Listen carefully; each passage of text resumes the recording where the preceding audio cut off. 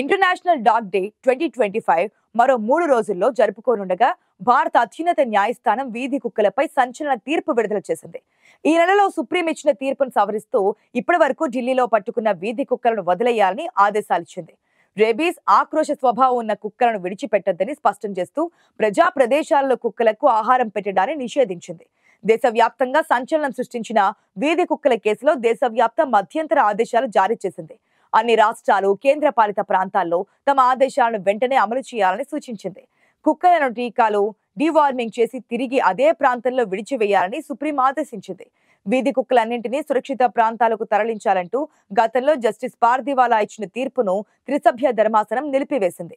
కుక్కల కోసం ప్రత్యేకంగా కేటాయించిన ప్రదేశాలలో ఆహారం పెట్టాలని, వాటి కోసం డాగ్ లవర్స్, ఎన్జీఓలు 25,000 నుంచి 2 లక్షల వరకు జమ చేయాలని తెలిపింది. వీధి కుక్కల విషయంలో అధికారుల పనికి ఎవరు అడ్డుపడొద్దని, ఈ అంశంపై 8 వారాల తర్వాత మళ్లీ విచారణ జరుపుతామని సుప్రీంకోర్టు వెల్లడించింది. ఆగస్టు 26న జరగబోతోంది. డాగ్ డే అనగానే ఈసారి అందరికీ ఢిల్లీలో వీధి కుక్కల షెల్టర్స్ కు తరలించడంపై సుప్రీంకోర్టు ఆదేశాలు గుర్తుకొస్తాయి. రాజధాని నగరంలోని లక్షలాది కుక్కల్ని తరలించి వాటికి ఆశ్రయం కల్పించడం అసాధ్యమని కొందరు వాదిస్తే, మరికొందరు మనతో పాటే వేలాది సంవత్సరాలుగా జీవిస్తున్న ప్రాణులకు మరణదండన విధిస్తున్నారా అని ప్రశ్నించారు. పలు నగరాలలో డాగ్ లవర్స్ క్యాండిల్ లైట్ ర్యాలీలను కూడా నిర్వహించారు.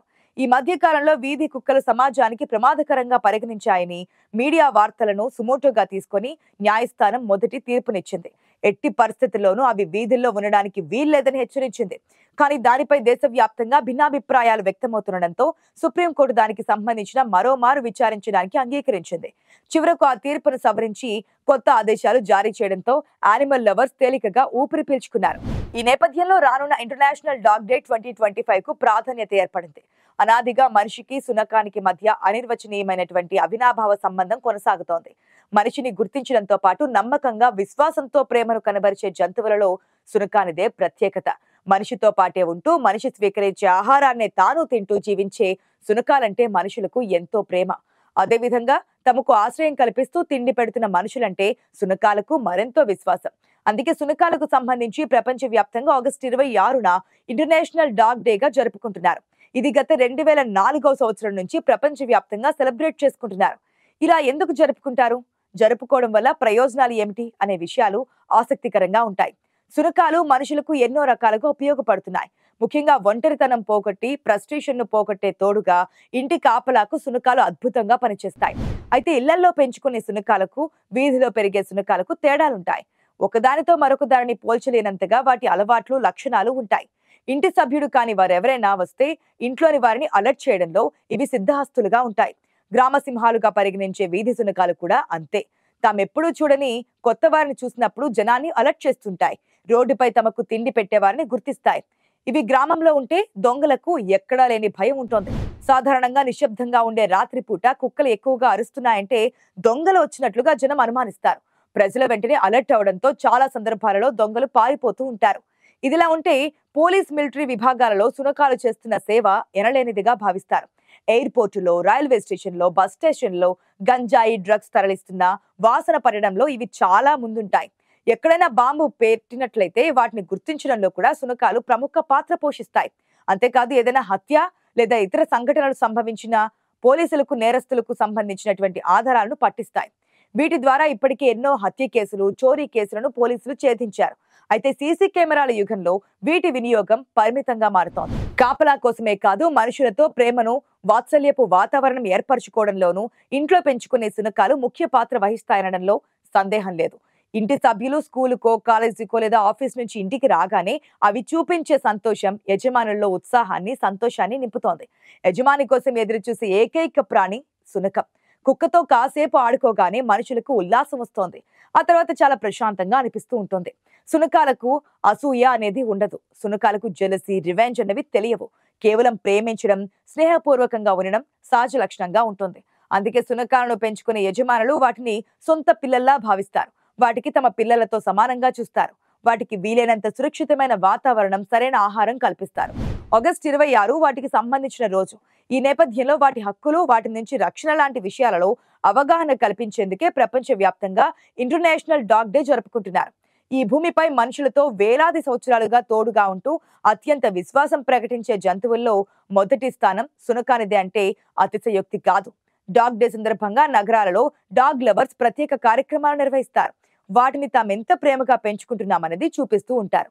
శునకాల్లో ప్రపంచ వ్యాప్తంగా ఎన్నో రకాలున్నాయి. కాపలా నుంచి ఇంట్లోనే, యజమానుల ఒడిలోనే పెరిగే పెట్ డాగ్స్ దాకా అనేక రకాలు అందుబాటులో ఉన్నాయి. ప్రపంచ వ్యాప్తంగా పాపులర్ అయిన జర్మన్ షెపర్డ్, లాబ్రిడార్, సైబేరియన్ శునకాలు చాలా భీకరంగా, హుందాగా కనిపిస్తాయి.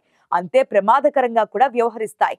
పమేరియన్, మినియేచర్ పప్స్ లాంటి రంగురంగుల అందమైన పెట్ డాగ్స్ మనుషులతో కలిసిపోతూ ఉంటాయి. చిన్న పిల్లల్లా అలుగుతాయి. అంతే స్థాయిలో మనుషుల నుంచి ప్రేమను పొందుతూ ఉంటాయి.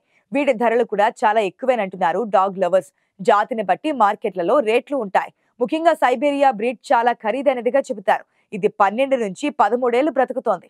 మగ శునకాలు 20 నుంచి 29 కేజీలుంటాయి. అడవిలో పెరిగే శునకాలు 15 నుంచి 22 కిలోల వరకు ఉంటాయి. ఈ శునకం రేటు 10 లక్షల రూపాయలుగా చెబుతున్నారు. కొందరైతే వీటి కోసం ఆస్తులు అమ్ముకుంటారంటే అతిశయోక్తి కాదు. టిబెటన్ మస్టిఫ్ అనే జాతిని గురించి ప్రత్యేకంగా చెబుతారు. ఈ శునకం పేరులోనే టిబెట్ ఉండడానికి కారణం ఆ కుక్కలు టిబెట్ లోనే కనిపిస్తాయి. ఇవి 2 అడుగుల ఎత్తు పెరుగుతాయి. 50 నుంచి 90 కేజీల బరువు వరకు ఉంటాయి. జీవితకాల విషయానికి వస్తే 14 ఏళ్ల పాటు జీవించగలవు. వీటి జుట్టు వీటి కళ్ళను మూసేస్తూ ఉంటుంది. ప్రపంచంలోని ఏ దేశంలో ఎక్కువ కుక్కలు ఉన్నాయో తెలుసా? కుక్కల జనాభా ఎక్కువగా ఉన్న దేశాల జాబితాలో భారత్ ఒక్కటే కాదు, చాలా దేశాలు మనకంటే ముందున్నాయి. తాజా నివేదికల ప్రకారం ప్రపంచంలో అత్యధిక కుక్కల జనాభా అమెరికాలో ఉంది. ఆ తర్వాత బ్రెజిల్, చైనా, జపాన్ వంటి దేశాలు వస్తాయి.